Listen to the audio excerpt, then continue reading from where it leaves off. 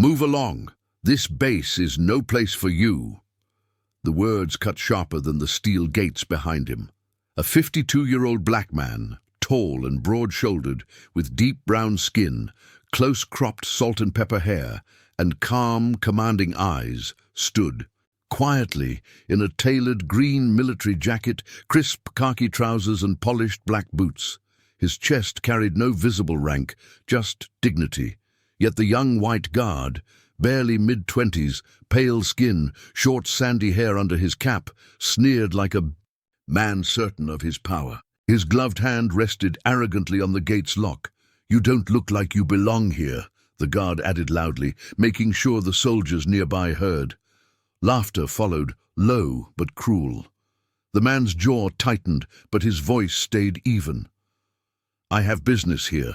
The guard scoffed, stepping forward, voice dripping with disdain. "Business? What are you, a janitor? Delivery boy? People like you don't just walk into a military base." The air grew heavy. Every word was meant to humiliate. But the crowd, at the gate, had no idea the man they mocked wasn't just there for business. He was there to take command. The sun was just cresting over the horizon, spilling golden light across the sprawling military installation. Soldiers bustled in every direction, some marching toward the training fields, others adjusting gear, voices sharp with discipline. At the center of it all stood the security checkpoint, a fortified steel gate framed by concrete barriers and watchtowers, and in front of that gate stood a confrontation that would soon be remembered by everyone on base. The 52-year-old black man with broad shoulders and steady eyes approached calmly, his stride measured, purposeful. His uniform was understated, a deep green jacket without ribbons or medals, khaki trousers, boots polished to a mirror finish. To the untrained eye, he could have been anyone, a veteran, a visitor, maybe even staff. But to those who truly understood, posture, command, and presence, there was something different in the way he carried himself. He walked like someone who didn't ask permission. He walked like someone who gave it. The young guard stepped out immediately, blocking his path. His pale face flushed with irritation, sandy hair stiff beneath his cap. His crisp patrol uniform was starched within an inch of its life, the brass badge on his chest gleaming too brightly, like he had polished it 3 times just that morning. "Halt." His voice cracked slightly, then steadied, louder. "Identification." The older man reached calmly into his jacket pocket, pulling out a plain leather ID wallet. Before he could even open it, the guard waved dismissively. "Not that. Clearance. Papers." The man tilted his head, voice even. "This is clearance enough."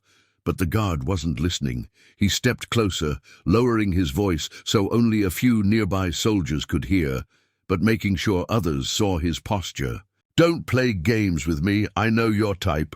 Always trying to sneak in where you don't belong." The words landed heavy. A few young privates near the gate stifled grins.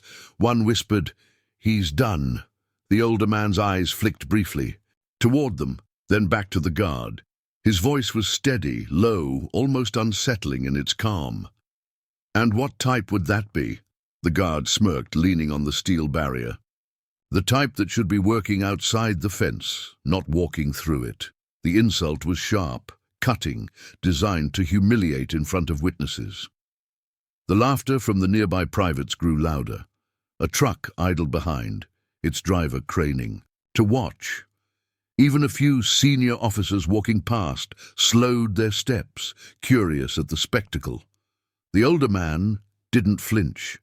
He simply tucked the leather wallet back into his jacket and clasped his hands behind his back. His stance was natural, practiced, a posture that radiated command without a single word, but the guard didn't recognize it. He mistook the calm for weakness. "Listen," the guard said, raising his voice so the onlookers could hear. "You've got no clearance, you've got no rank, and you've got no business here, so either turn around or I'll call security to have you removed." The man's jaw tightened, but his voice remained even. "And if I refuse?" The guard chuckled, pulling his radio mic to his lips. "Then you'll learn fast who's in charge here." The older man's eyes flicked toward the base flag waving proudly above the watchtower, then back to the guard. And for the first time, a faint smile touched his lips. "Son," he said quietly, but with steel in his tone, "that's exactly what you're about to learn." The guard frowned, confused. The words didn't match the man's calm posture, but before he could reply, the low rumble of a convoy echoed from inside the base. Military SUVs rolled forward, their tinted windows reflecting the sunlight. Soldiers. At the gate straightened instantly, their laughter evaporating. From the lead SUV, a senior officer stepped out, his polished insignia catching the morning light. He scanned the scene, his eyes narrowing as he spotted the confrontation. And then, his gaze snapped to the black man standing calmly at the gate. The officer froze. Then his posture snapped straight, his hand flying to his forehead in a sharp salute. Every soldier nearby stiffened, confusion etched across their faces. The guard's smirk faltered. His hand hovered awkwardly over his radio, suddenly unsure, because in that instant, every person at the gate began to realize the truth. The man they had mocked, blocked, and humiliated was not just another face. He was the general they all answered to, and the silence that fell across the gate was heavier than any order ever barked across the base. The salute froze the air like a sudden winter wind. Every laugh, every whisper, every smirk died in an instant. The 52-year-old black man, standing tall with warm brown skin, salt and pepper cropped hair, broad shoulders in his plain green military jacket and khaki trousers, hadn't moved. His black boots stayed rooted on the concrete, as if they'd always belonged there. His calm, steady eyes looked not at the smirking guard, but at the senior officer now standing rigid with his hand raised in respect. The young guard, mid-20s, with sandy hair under his cap, pale face flushed, and Navy patrol uniform starched stiff with a shiny badge reading Kane, shifted uneasily. His mirrored sunglasses no longer gave him authority. They reflected his own mistake back at him. The crowd of soldiers who had chuckled moments earlier stiffened into silence. One private muttered, "Wait, is he—" Another shushed him, eyes locked on the exchange. The senior officer lowered his salute, his voice carrying across the gate. "General Harris, sir. Welcome back to base." Gasps rippled through the onlookers. Phones that had been raised to capture humiliation now hovered uncertainly, their owners frozen between recording history and hiding their shame. The guard blinked rapidly, his jaw slack. General?" The man, General Marcus Harris, finally shifted his gaze to the young guard. His voice was low, steady, the kind of voice that didn't need to be raised to command attention. "You wanted to know if I belonged here. Consider your question answered." The silence was suffocating. The hum of the SUV engines and the faint flap of the flag above the tower filled the void. The guard's throat bobbed as he swallowed. He forced a laugh, brittle and desperate. "Sir, I was just doing my job. Standard procedure.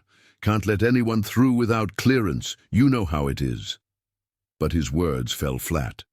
Every soldier at the gate knew this wasn't standard. And procedure, it wasn't protocol to mock a man's appearance. It wasn't protocol to assume someone didn't belong because of the color of his skin. General Harris didn't raise his voice. He didn't even step closer. He simply said, "Is that what you call this? Standard procedure?" His eyes flicked briefly to the crowd, then back to the guard. Loud jokes, assumptions, humiliation, the guard stammered. I didn't mean—" "You meant every word," Harris cut in, his tone like iron wrapped in velvet. "And so did the ones who laughed with you." The soldiers nearby shifted uncomfortably. The same privates who had chuckled earlier now looked at their boots. One officer cleared his throat and muttered, "Sir, we didn't realize—" "That's exactly the problem," Harris said. The senior officer stepped forward, clearing his throat. General Harris, sir, should we clear the area? Harris lifted a hand lightly, signaling no. They should stay. Let them see what respect looks like, since they've forgotten. The guard's face flushed crimson. He straightened suddenly, snapping his hand into a sloppy salute. Sir! Harris didn't return it. He simply looked at him with quiet disappointment. Respect isn't a gesture you perform after the fact. It's in the way you speak, the way you judge, the way you carry yourself when no one's watching. You had your chance to show it. The guard's arm faltered, lowering slowly. The crowd was silent, but the weight of Harris's words pressed heavy on every chest. One young private whispered to another, "We're never living this down." General Harris finally stepped forward, his polished boots striking the pavement with quiet authority. The gate, once blocked, opened automatically as if the base itself recognized who he was. He walked through calmly, his leather ID wallet still tucked away, never needing to be shown. The senior officer fell in step beside him, speaking low. "Sir, I apologize for this. The men, they didn't realize who you were." Harris's gaze stayed forward. "They didn't need to know my name to know respect." Behind them, the guard stood frozen, his authority crumbling by the second. He pulled his radio to his lips, whispering frantically, "Unit 4, cancel that security call." His voice cracked, his hands shook. The soldiers nearby didn't look at him anymore. Their eyes followed the general. As Harris disappeared past the gate, whispers broke out among the ranks. Did he just say general? That's him, Marcus Harris. Thought he retired. He owns this base. We just laughed at the man in charge. The whispers turned to uneasy silence again as the general's calm figure grew smaller in the distance. The young guard yanked off his mirrored sunglasses, wiping sweat from his brow. His mouth was dry. For the first time all morning, he looked like a boy in a uniform, not an authority in one. And for everyone who had mocked, laughed, or stayed silent, the same realization sank in like a weight they couldn't shake. The man they'd thought beneath them had just revealed he was the one standing over them all along. The gate no longer felt like a symbol of control. It felt like a reminder, and the humiliated guard, cheeks still burning, had no idea just how much further his downfall was about to go. The silence that followed General Harris's steps was heavier than boots on gravel. Soldiers who had laughed seconds earlier now kept their eyes glued to the ground, their posture stiff with shame. The 46-year-old white guard with sandy hair under his cap, badge cane gleaming too brightly, shifted from one foot to the other. His mirrored sunglasses hung awkwardly in his hand, and for the first time that morning he looked small. General Harris didn't look back. His stride was calm, measured, but his presence filled every corner of the base entrance. His deep green jacket caught the light, the khaki trousers falling neatly over polished black boots. He wasn't dressed for spectacle, he was dressed for duty. And the air itself seemed to bow beneath the weight of it. The senior officer, flanking him, cleared, his throat nervously. "Sir, would you prefer we escort you to the command office? I can have the incident report handled quietly." Harris stopped mid-step, his broad shoulders squaring. He turned slightly, his calm eyes scanning the soldiers clustered by the gate. Their faces, some pale, some flushed, reflected unease, guilt, and the unmistakable awareness that they had crossed a line. "Quietly?" Harris repeated, his voice low but cutting. "Is that what you think this needs?" The officer faltered. "I only meant to save you the trouble, sir." "The trouble isn't mine," Harris said evenly. He turned fully now, his gaze sweeping the crowd. "It's theirs." The guard swallowed hard, sweat beading at his hairline. He straightened his back like a cadet caught in inspection. "Sir, with all respect, protocol requires us to verify—" Harris's eyes fixed on him. "Protocol?" the guard faltered. "Yes, sir, I was following—" "No!" Harris interrupted, voice calm but ironclad. "Protocol requires respect. Protocol requires discipline. Protocol requires judgment rooted in service, not arrogance. What you followed was prejudice. The words landed like a gavel strike. Soldiers shifted, boots scraping against the pavement. The younger privates who had laughed earlier felt the sting of being addressed, even if the words weren't directed at them. The guard opened his mouth, then closed it. For once, he had no reply. Harris let the silence hang a beat too long, pressing down on every heart at the gate. Then he said quietly, "Line them up." The senior officer blinked. "Sir?" "Everyone here." "Line them up," Harris repeated. "If they thought this was entertainment, they will stand here now and face what it truly was." The command carried no volume, but it had a gravity that pulled everyone into motion. Soldiers scrambled into formation, boots pounding against concrete as they arranged themselves in rows facing the general. The guard ended up front, shoulders tight, jaw clenched. Harris stepped closer, folding his hands behind his back. His posture was perfect, chin level, eyes steady. He looked less like a man scolding and more like a commander addressing a battlefield.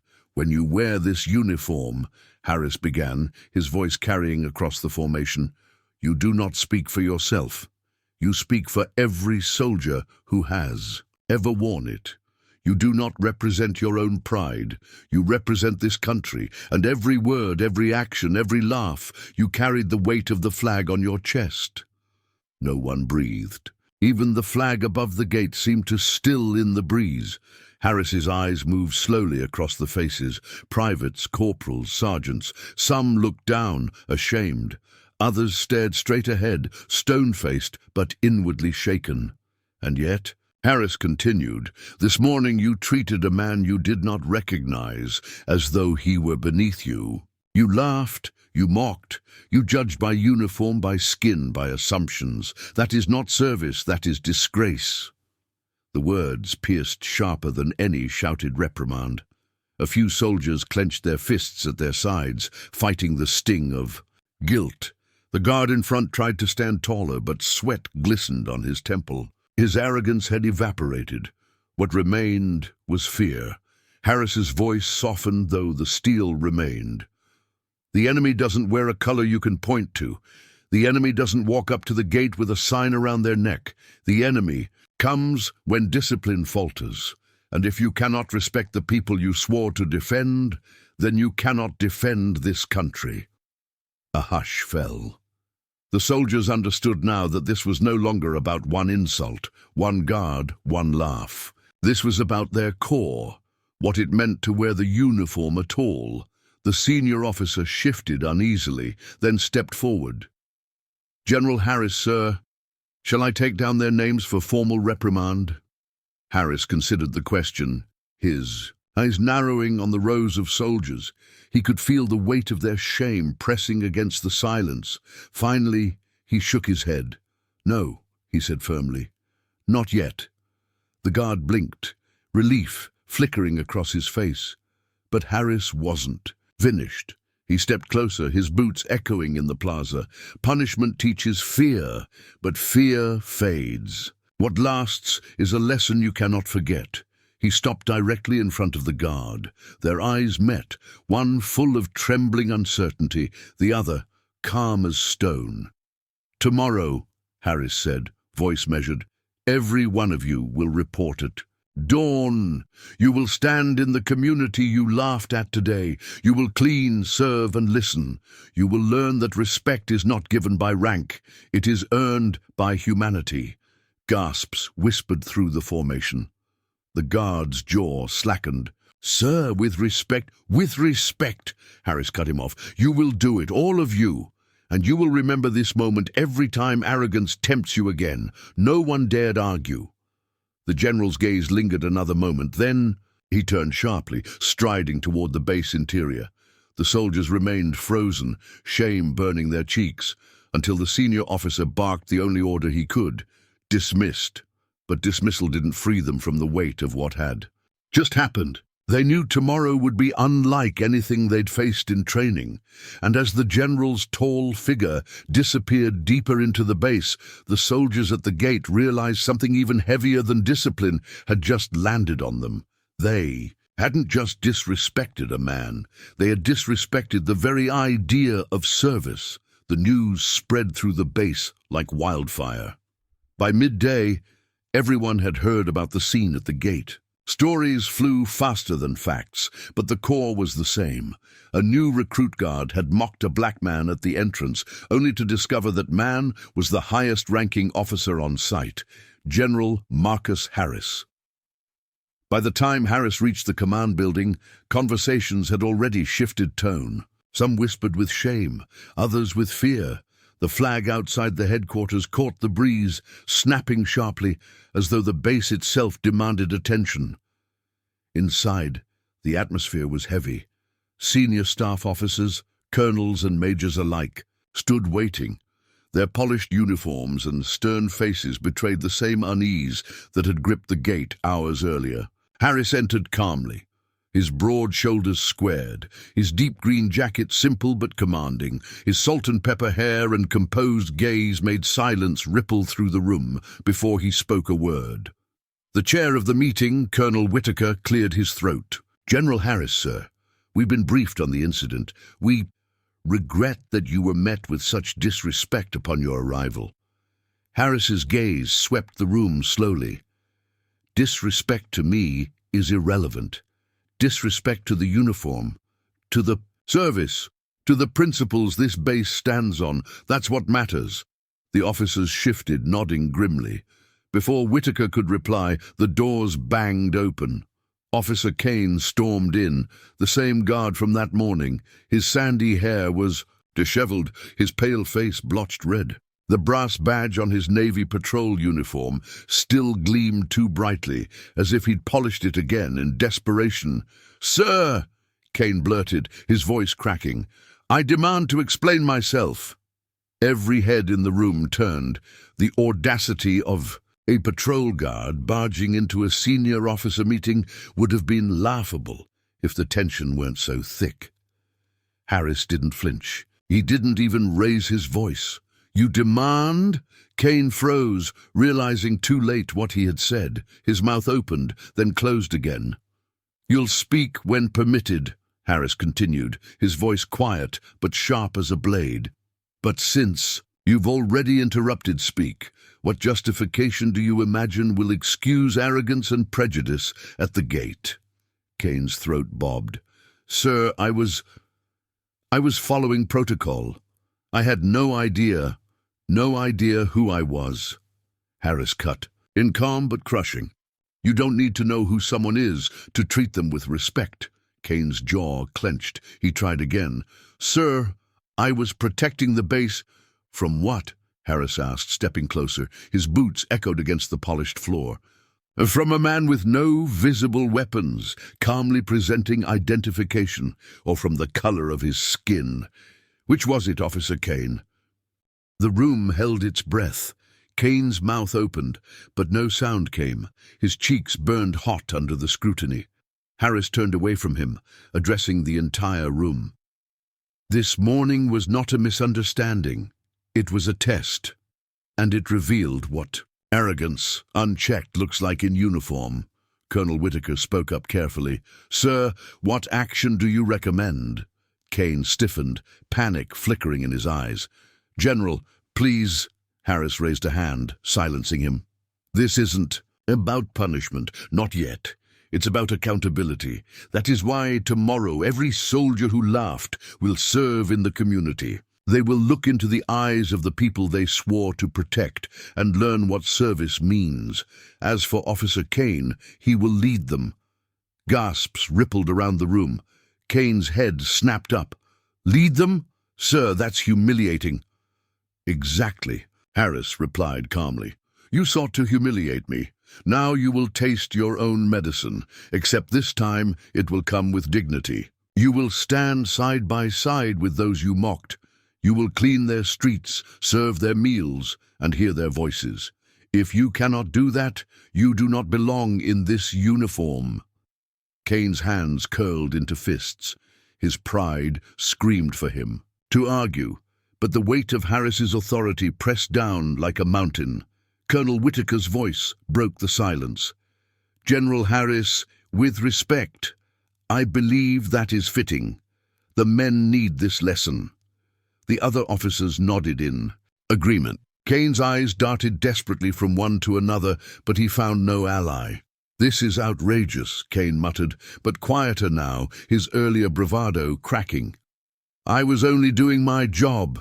Harris faced him one final time. His voice was steady, grave. Your job is to protect, not to belittle, to honor, not to humiliate. You forgot that, and if you forget again, you won't just lose your position. You'll lose the privilege of wearing that uniform at all. The words sank into Kane like lead.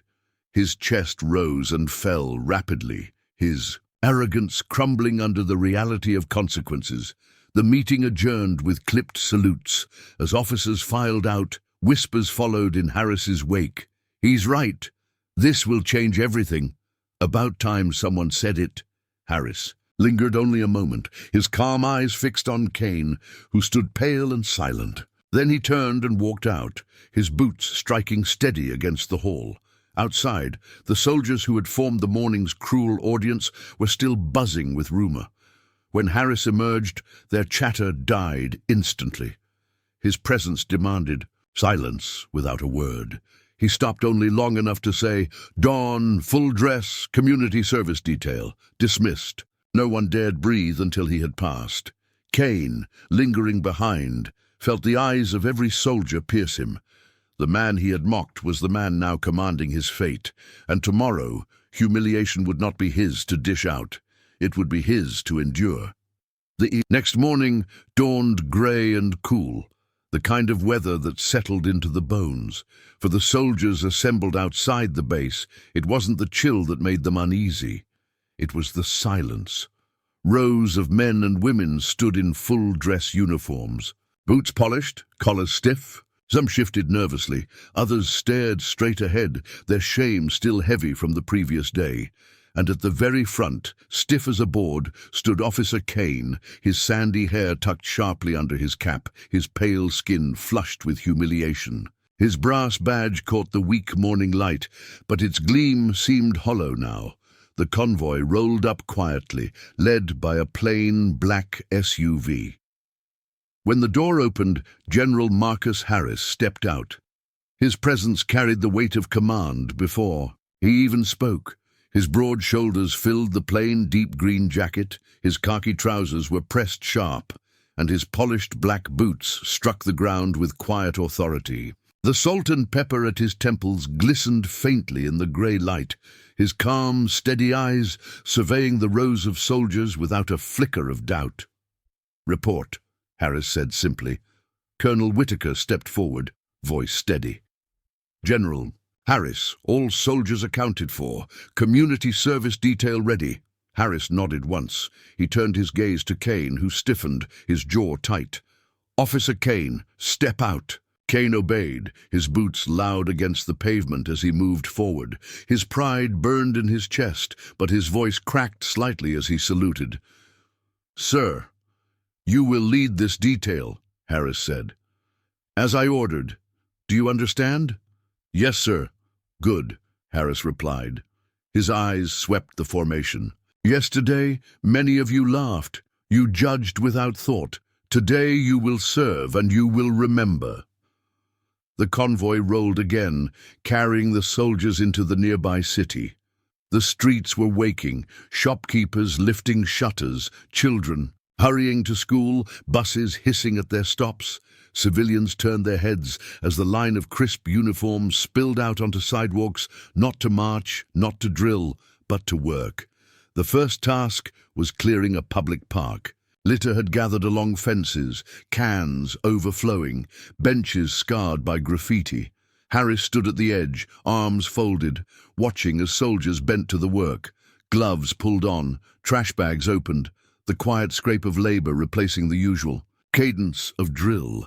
At the center of it all was Kane. Harris had assigned him to scrub the graffiti from the benches. With a bucket of water and a brush, the guard bent to his work. The stiff Navy patrol uniform he had once worn with arrogance now clung awkwardly to his back as sweat broke across his neck. Civilians passing by paused. Some pulled out phones. Not to laugh, but to marvel. "Isn't that the base guard?" one whispered. "What's he doing scrubbing benches?" "He looks miserable," another muttered. "Guess he had it coming?" Children pointed. An older woman carrying groceries stopped in front of Kane, shaking her head. "Young man, my grandson wanted to join the service. I hope he never meets someone who treats him the way you treated that general yesterday." Kane's cheeks burned. He scrubbed harder. His knuckles raw against the brush handle. Harris's calm gaze never left him. Nearby, other soldiers knelt in flower beds pulling weeds, their boots muddy. Some set up tables at a shelter, serving food with careful hands. At first their movements were stiff, awkward, fueled by shame. But as hours passed, something shifted. Civilians smiled, thanked them, shook their hands. The laughter of children playing in the cleaned park mixed with the scrape of boots against concrete. For the first time since the incident, the soldiers felt the weight of their uniforms differently, not as symbols of power, but of service. Kane, however, carried the heaviest weight. His brush slowed as fatigue set in, but Harris's voice carried across the park. "Keep working, officer. Respect isn't earned in minutes." By afternoon, the park was transformed. Benches shone, paths swept clean, playgrounds bright again. Harris called the soldiers to formation, their boots thudding against the clean pavement. He looked at them for a long moment before speaking. "Yesterday you wore arrogance like a badge. Today you wore humility in its place. Remember this.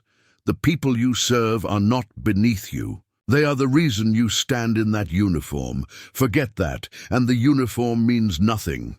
The formation stood silent, every word sinking deep. Then Harris stepped toward Kane. The guard stiffened, brush still clutched awkwardly in one hand. "You wanted to lead," Harris said softly, but his words cut sharper than a shout. "Leadership is not about shouting at gates. It's about standing first when work needs doing. Today, you've begun to learn that." Kane swallowed hard. "Yes, sir." His voice was hoarse, but the arrogance was gone. Harris turned back to the formation. "Dismissed."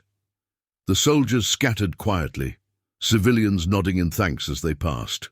Some even clapped. The soldiers who had laughed at the general the day before now walked away with lowered eyes, their pride cracked but reshaped into something stronger. Kane lingered, sweat streaking his pale face. Harris walked past him, pausing only long enough to say, "Your lesson isn't finished. Tomorrow you'll report again. Until I see respect in your eyes, you will keep serving." Kane's shoulders sagged, but he nodded. "Yes, sir." As Harris strode toward his SUV, the sun broke briefly through the clouds, striking the polished brass badge on Kane's chest. But for the first time, Kane understood that shine meant nothing without the man wearing it being worthy. And for everyone watching, one truth was now unshakable. The guard who thought he held power had been humbled. The general who stayed silent at first had reminded them all what true authority looked like. The base was restless. Word of the gate incident had traveled far beyond the soldiers who witnessed it. In the mess hall, whispers hung in the air like smoke. In the barracks, laughter had been replaced by silence. And on the training grounds, boots struck the dirt with more hesitation than pride. But nowhere was the tension heavier than in the long, glass-walled boardroom where General Marcus Harris sat at the head of the table. At 52, Harris carried the quiet weight of command. His salt and pepper hair was cropped close, his deep brown skin etched with lines of experience. He wore a plain, deep green jacket over broad shoulders, khaki trousers pressed sharp, and black boots polished to a mirror shine. His calm, steady eyes swept the room of senior officers. In the corner stood Officer Kane, the guard who had mocked him. Kane looked different now. His sandy hair was disheveled, his pale face drawn, his once sharp Navy patrol uniform crumpled with wear. The brass badge on his chest gleamed like it always had, but it no longer carried the shine of authority. Colonel Whitaker opened the meeting. General Harris, sir. The board has reviewed reports of the incident. Do you wish to recommend disciplinary action? Harris didn't answer right away. He studied Kane, really studied him. The man's jaw was tight, but his eyes were different, not defiant, not smug, just hollow. Finally, Harris spoke, his voice low but carrying across the room. Discipline is necessary, but punishment alone doesn't build soldiers. It builds fear. Fear fades. What remains is the lesson. Kane shifted uneasily. Sir, I know I failed. Yesterday I saw what respect truly looks like, and I know I didn't show it. His voice cracked as he forced the words. If you let me, I'll prove I can be better. A long silence followed. The board members exchanged glances. A few frowned, others nodded slightly. Harris leaned forward, resting his forearms on the table. His voice was steady as stone. When you wear this uniform, every word, every laugh, every assumption reflects on the service. You thought you held authority because of a gate and a badge, but authority without respect is hollow. Respect without humility is a lie. He stood, his tall frame commanding the room. So here is my decision. Officer Kane will remain in uniform, on probation. For the next 3 months, he will lead community service details. He will serve the very people he once thought beneath him. If he fails, his career ends. If he succeeds, perhaps he will have earned the right to wear this uniform again. The room was still. Colonel Whitaker nodded firmly. So ordered, General. Kane's mouth was dry, but he forced a salute. This time it wasn't sloppy or arrogant, it was steady. Yes, sir. The board dismissed. Officers filed out in silence. But Harris stayed a moment longer, staring through the glass wall at the courtyard. Below, soldiers marched in formation, their boots striking steady rhythm. His eyes softened slightly as he remembered a younger version of himself, 19, standing outside a gate just like this one, being told he didn't belong. He whispered under, his breath so quietly only the air could hear, not this time, not again. Later that afternoon, Harris stood in front of the assembled base. Hundreds of soldiers lined the yard, their faces solemn, waiting. The flag snapped sharply in the breeze. Kane stood at the front, shoulders stiff, eyes forward. Harris addressed them all, his deep voice carrying over the crowd. Yesterday you laughed when a man was humiliated at this gate. Today you learned that man was your general. But this was never about me. This was about who you are when you think no one is watching. That is when your true uniform shows. His gaze swept across the rows of soldiers, catching guilty eyes and hardened jaws alike. You cannot defend a country if you cannot respect the people who live in it. You cannot claim honor if you strip dignity from others. You cannot lead if you only know how to mock and belittle. The silence was absolute. Even the wind seemed to pause. Harris stepped closer, his boots crunching against gravel. Every time you see this flag above your head, remember this. It belongs to all of us. Not just the ones in corner offices, not just the ones in decorated jackets, but the ones who scrub the floors, serve the meals, stand watch in the cold. Respect is not optional. It is the foundation of this uniform. Oh, murmur rippled through the crowd, soft, uneasy, but not defiant.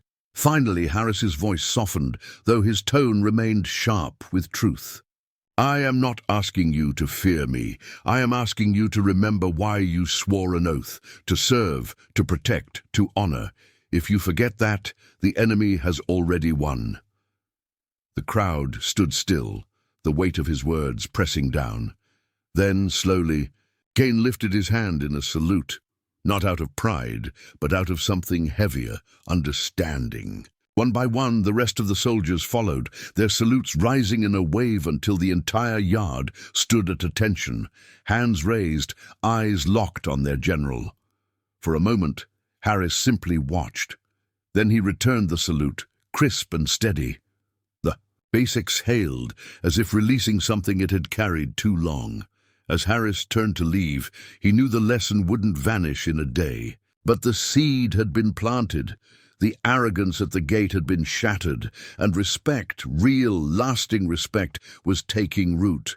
And that was how you changed a culture, not by shouting, not by punishing, but by teaching, by reminding every soldier that the uniform on their chest meant nothing without the humanity beneath it.